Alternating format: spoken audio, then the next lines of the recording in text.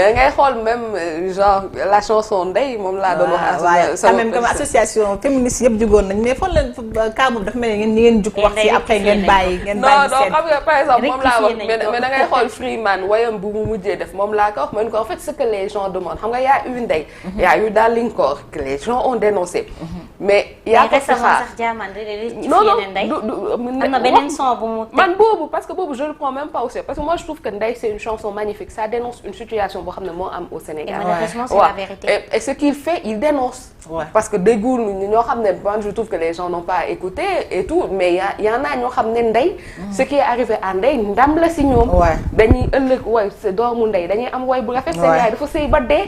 muñ na fi lu ne xaar na fi lu ne donc yéen lu leen dal kii alors que par exemple si tu vois une chanson comme yaa ko fi xaar. ça n'a absolument rien à voir. on montre un couple normal qui se bat et qui réussit en même temps.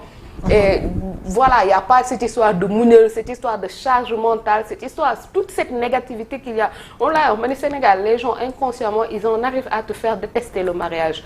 Alors qu'il n'y a rien de tout ça. Film horreur, yi nga xam ne moom moo lié au mariage, yi nga xam ne moom lañ lay wax naan la da ngay xam genre sëy boo fa juree doom sëy xare la boo fa juree doom jam nañ la sëy xare la genre c'est quoi ça encore. lu tax mu nekk guerre. D'accord. Il y a tout ça à revoir. D'accord alors ñu gis maa ngi la koy wax démb ñun am na benn reporter boo xam ne ma nga foofee ca Tamba ñibbise na sax.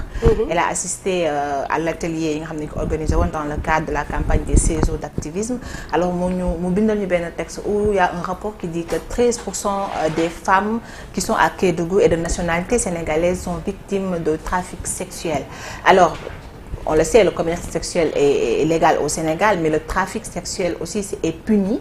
Alors, pour yow, lan moo undu loolu lan moo tax ñu am benn taux bu important bu mel noonu 13%. parce que jigéen marchandise la. ni ñuy jaayee kër noonu la ñuy jaayee jigéen. c'est d'une banalité noonu lañ ko normal wax ji ñaaw na de. ah. wax ji ñaaw na de. mais faral rek ba du doon réalité bi parce que quelque part en fait moom laa leen wax déjà il faut que dans ce pays qu'on fasse en sorte que les gens aient conscience que jigéen c'est un être humain. doomu aadama la comme ni ñuy wegee góor di kii mais jigéen dañ koy jël def ko comme benn en fait jigéen pour ñu respecter la. il faut que nga jóg ba ménopause màgget. ñu doog la respect. waaw nga nekk comme sage. voilà boobaa on se dit que elle mérite le respect. mais jigéen genre on trouvera toujours à redire sur toi pendant toute ta période bi nga xam ne da ngay war a actif. loo def ñu xeeb ko. lu foo dugg wala loo mënti def c'est toujours susceptible d'être mal vu ou d'être mal interprété. mais tamit quand même léegi gis nañ quand même les femmes s'imposent parce que yaa ngi koy wax. déjà ci seen association bi des femmes médias au Sénégal gis nañ ni yéen a ngi bëgg benn place bi ci biir média bi mais aussi yeneen secteurs yi aussi yéen a ngi wane seen bopp foofu. léegi yow loo bëgg ñu toog nekk ci dëkk bi ay spectateurs. est-ce que on a trop laissé c'est pas qu'on a trop laissé faire parce que si éducation bi la comment on éduque les femmes moom laa wax yow fi mu nekk nii ñi fi nekk nii ñëpp ce sont des irréductibles ñoo xam ne yenn convention ak cage yi nga xam ne bëggoon nañ leen tëj ñoom nanguwuñ fa tëju c'est aussi simple que ça. parce que très souvent di nga gis même dans le choix de tes métiers dinañ la ne est-ce que métier bi boo ko kiiwee dañuy considérer ne da ngeen di jaayu une femme qui se met en valeur ñu ne waa kon da ngay jaayu. ñu war a xool est-ce que yow bu liggéey bi war nga ko mën a def boo nekkee célibataire machin chose jàng bi boo ko bëggee continuer femme bu bëgg jàng ba doctorat ñu ne la yow de da nga nar a lamb. waaw ça moom c'est vrai. ce genre de considération ça n'existe pas pour les hommes. ñoom ils font tout ce qu'ils veulent. après boo waxee xam nga quand je fais ce genre de comparaison on te dira déet jigéen nga waroo comparer sa bopp góor da ngeen doon xam ne da ngeen am valeur yéen moom au nom de da ngeen am valeur dañuy jël tabax benn boîte ba mu naaj. dugal leen ci teg leen parenthèse. foofay valeur loolu danañ leen di def.